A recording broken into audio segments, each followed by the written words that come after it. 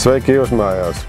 Jau 4. reizi ir iespēja jauniem topošiem uzņēmumiem vai arī jau esošiem jauniem uzņēmējiem piedalīties grantu projektu konkursā Iedvesma, kuru Ropažu novada pašvaldība rīko kopā ar SEB banku un citām pierīgas pašvaldībām. Un šajā konkursā ir iespēja iegūt līdz pat 10 000 grantu savu ideju realizēšanai, uzņēmumu attīstīšanai un dažādu citu procesu uzlabošanai. Šodien mēs esam ciemos pie pagājušā gada šī grantu konkursa uzvarētāja Hermikas Cepļa Madze. Un tādēļ es lūdzu pastāstīt, Zandu, ko tad jums deva šis projekta konkurss un kā tas jums palīdzēja attīstīt vai veicināt vai stiprināt jūsu uzņēmējdarbību? Jā, paldies par šādu projektu. Mēs piedalījāmies pirmo reizi. Iesaku arī citiem saņemties, izpētīt nolikumu un aizpildīt formalitātes.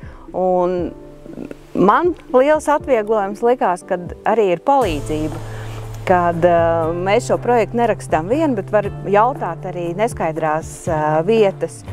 Un projektā mēs izvēlējāmies iegādāties darba galdu, kas palīdz man šobrīd veidot ātrāk un vieglāk dažādus šķīvus, traukus, un man paliek vairāk laika tieši mākslinieckai apstrādei.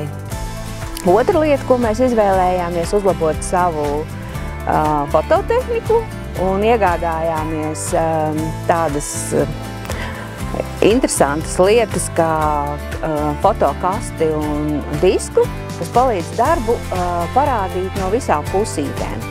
Un tas mums savukārt ir devis tādu lielāku atpazīstamību.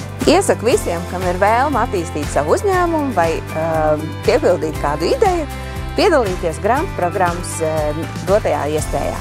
Paldies, Zanda! Tātad, ja tev ir idejas, vai tu esi jaunais uzņēmums, kur uzņēmums nav vecāks par 3 gadiem, ieskaties SEB bankas mājaslapā, sadaļā Iedvesma un aizpildi tur norādītos nepieciešamos dokumentus.